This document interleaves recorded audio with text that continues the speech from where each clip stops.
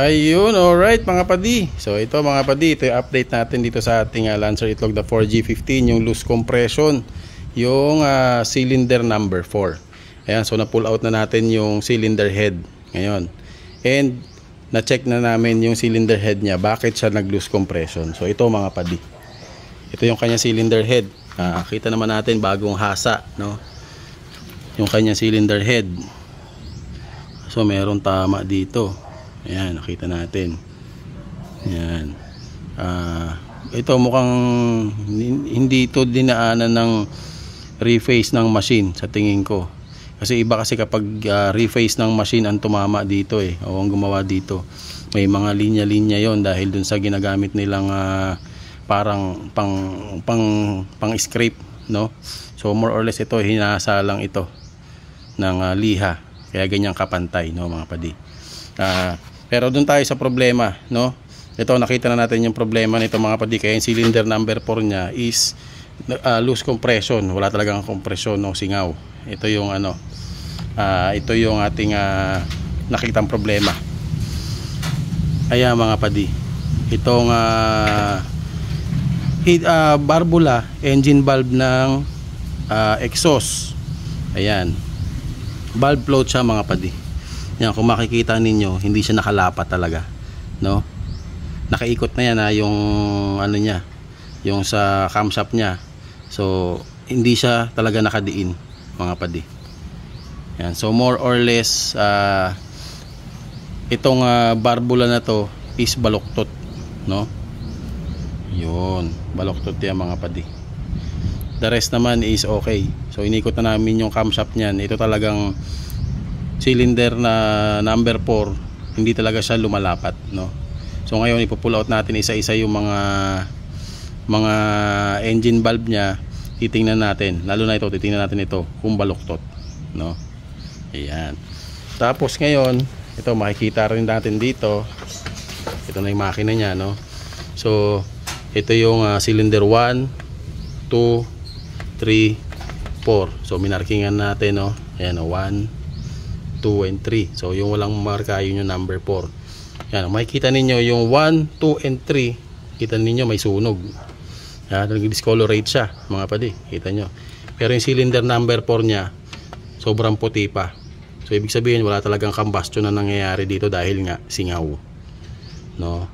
So ngayon ang gagawin natin, since binuksan natin yung makina, ipo-pull out natin pa rin itong mga piston. Do-double check natin kung bago yung mga piston ring talaga. So counter check tayo bago natin siya buuin ulit para iwas tayo sa sablay, no?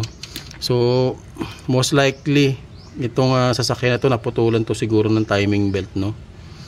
Ayan, may konyat na yung piston niya dito sa number 2. Ayan. Ayan, tapos yan medyo may alog tayo ng konti, no? May alog tayo sa piston.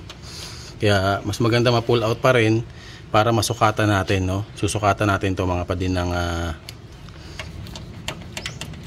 sabor niya, kung tama yung piston ring din na ginamit or kung ano yung sukat ng kanyang bore. Baka mamaya nag bore up sila, no? Titingnan natin ngayon. Alright, so ayan, gagawin muna natin to, tapos pakita namin sa inyo mamaya yung sukat nitong kanyang bore, kung standard pa ba o baka nag bore up na. Okay, ayun mga padi, so ito na mga padi, no? Binunot natin yung sinasabi natin kanina na baluktot yung barbula. So ito nga, ayan, di kasi masyadong makita pero chinek na namin itong barbula na to. Talaga naman baluktot nga naman talaga siya. Kaya kahit anong diin mo dyan, hindi siya lumalapat, no? Ayan, pag inikot mo, ayan, hop, ayan, nakatabingi na siya, di ba? Nakita niyo mga padi. Iyan, baluktot po ang barbula nito. Kaya talagang kahit ano, ayan, ayan, kita niyo pag inikot, nag-iiba na yung angulo ng barbula. Ayan, di ba? So talagang ito ay baluktot itong ating barbula na to mga padi. Ayan, ayan, dito pa lang kita nyo na agad, Ayan, hop, hop, hop, baloktot yan mga padi. Kaya hindi talaga yung lalapat dito, di ba? So yun lang nakakalungkot dito mga padi, di ba? Kasi nga nag-undergo ng general overhaul itong makina na to ni sir. Kaso hindi natin alam kung paano ito ginawa nung unang mekaniko na nag-check mga padi, no? Mukhang hindi sila nag-valve grind. Ayan, tingnan nyo pa mga padi yung ano, hindi kasi mapakita yung yan, yan. Tingnan ninyo yung barbula niya mga padi, halatang hindi hinasa, no? Di ba? Kapag ganyan nag-general overhaul dapat nagbabalve lapping po, pinapahinahasa dapat natin ulit yung mga barbula para maganda yung upo, no, sa valve seat. Ayan, kita nyo, ayan, no? Walang kagas-gas. Kita nyo yung barbula nya, may mga konyat na din mga padi. Ayan, no? Kita nyo. O doon naman tayo sa meron pa tayong nakita mga padi. Ito pa, doon tayo sa mga piston. O di ba nga nag general overhaul dito, bago din nila dito mga padi. Ayan, yung mga piston mga padi malilinis. In fairness naman malinis. Sa unang tingin mukhang pinalitan yung piston ring, mukhang okay. Pero ito mga padi, tingnan ninyo Ayan. Ayan na. O di ba? Kung bago po ang piston ring nito or pinalitan po ito ng piston ring, hindi po yan ganyan kadumi at hindi po yan may mga tama-tama, no? Mukhang nilinis lang po ang piston ring nito tapos sinalpak ulit. So hindi ko alam, no? Mukhang sobrang tinipid to. Sabi naman ni boss malaki-laki din naman daw yung binayaran niya doon sa shop na gumawa nito. Pero bakit ganun yung yung trabaho nila mga padi? Nakaka-disappoint naman. So na-expect namin sana kahit man lang yung piston ring bago man lang sana Pero yung mga padi, makikita nyo naman bago ba yan? Kayo na mismo magsabi mga padi kung bago yan, diba? Tapos ito pa po nakakalungkot mga padi. Kaya gusto namin buksan tong makina. Hindi naman, kasi syempre may mga magko-comment na naman dyan, sasabihin top overhaul lang dapat yan boss, ganyan. Ginagawa nyo lang ng issue yung makina para mas malaki yung bayaran ng customer. Hindi po yun ang goal namin dito mga padi. Ang goal namin dito mga padi is yung pinagawa ng customer sa amin yung sasakyan. Kailangan sureball din yung trabaho na gagawin natin. So paano natin masusureball yung trabaho? Kahit sabihin natin ginawa yan ng iba at nagka-problema, so trabaho namin na i-counter check or i-double check yung mga ginawa din nila at kung ano yung nakita nila sa makina. Ngayon ito yung problema. Kung hindi natin binaba yung mga piston, hindi natin masisilip yung piston ring na hindi pala pinalitan. Bukod doon, ito pa mga padi, tingnan ninyo yung bore ng kanyang makina. Masyado makita. Ayan nakikita nyo yung mga linya-linyang paikot. Ayan, may mga hairline na guhit mga padi. Ayan, diba? Ayan kita nyo yung ito, ayan yung mga hairline na linya pababa. Ayun kita ninyo. Pahawak mo.